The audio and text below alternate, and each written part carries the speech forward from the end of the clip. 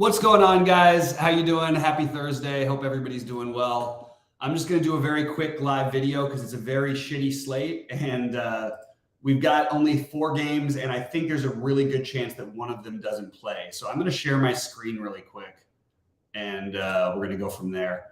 I think that it goes without saying, you certainly don't need to stack. It's one way to get different on this slate is to leave money on the table and not to stack. Let's talk about the pitching, though. So I am not going to play the pitchers in the Cleveland game.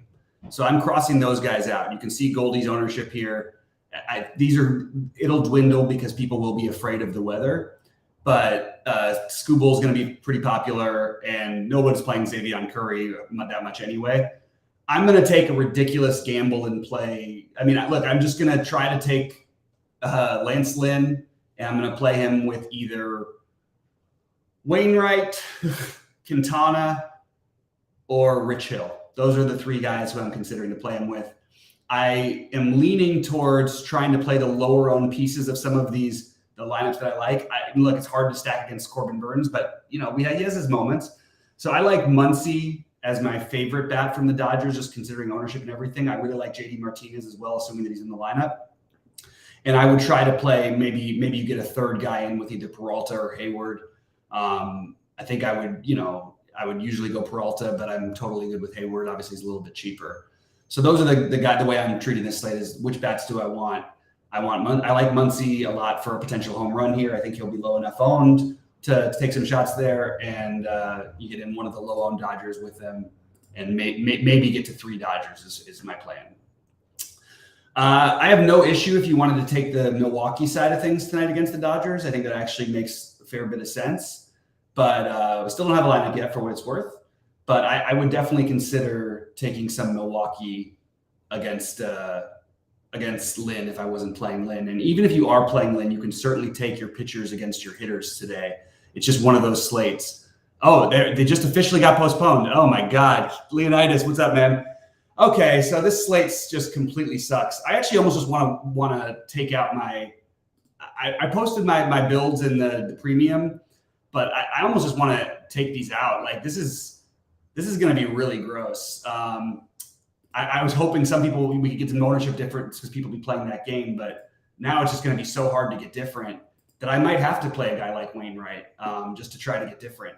You can see that both Arizona and San Diego are going to be both pitchers will be fairly owned, but they're going to be a lot higher owned than this. And all of these hitters, you can expect the ownership to go drastically up on them. I do think as a full stack, Arizona makes a lot of sense, but I also think I prefer St. Louis and New York just in a vacuum. The problem is it's just going to be so hard to get different ownership-wise. So I'm probably going to build a 3-3-2 as my main thing with the Dodgers, St. Louis, and try to get 2 from either Arizona or San Diego. That's generally what I'm going to try to do, and I'm just going to try to get the lower-owned bets that I possibly can. We're not going to get crazy low ownership, but Goldschmidt is my favorite first base play on the slate. I guess I'll just go by position here real quick. So I went through the pitchers.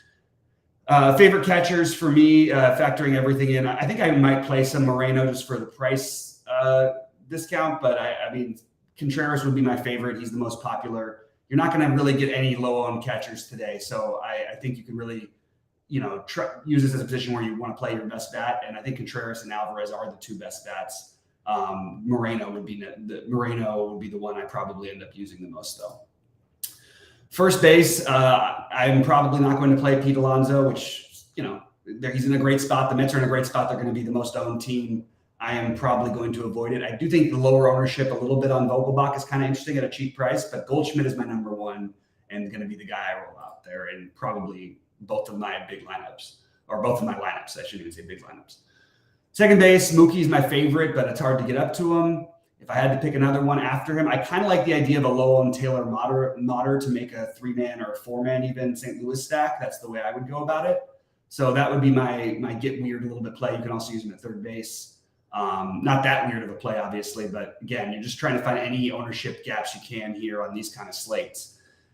Third base, obviously, these ownerships are going to change drastically. I mentioned that I like Muncy. I do think Muncy's going to be a lot more popular than he was going to be, before that game was postponed. But that is who I would be playing as my favorite.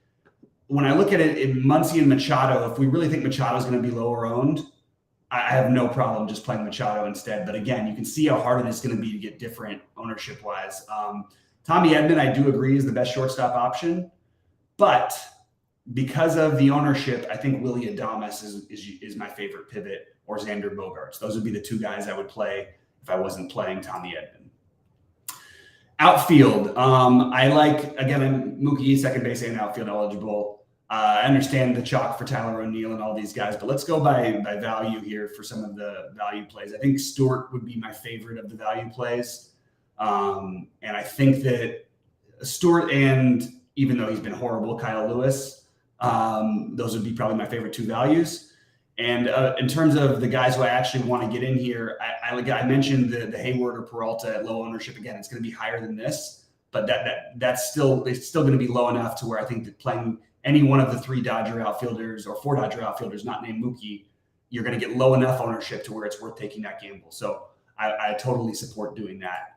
I also think that in terms of Arizona, San Diego, I want to play at least a couple bats, at least one bat against Gallen. And my favorite is Tatis. He's obviously going to have some ownership. He's really expensive, but I think he's the best bat on the slate for this particular slate. So I would play Tatis, and probably Machado would be my favorite. Padres, and then Arizona, I'm using them for value. Kyle Lewis and Gabriel Moreno, no issue if you want to go with Carroll or Pham. They're not going to be crazy owned, but again, it's going to be a really hard slate to get different. Also love Jordan Walker. Why is he solo owned? I feel like that's a mistake. Yeah, I think I'd rather play Jordan Walker than Hayward if they were similarly owned, but Jordan Walker will probably be twice as owned.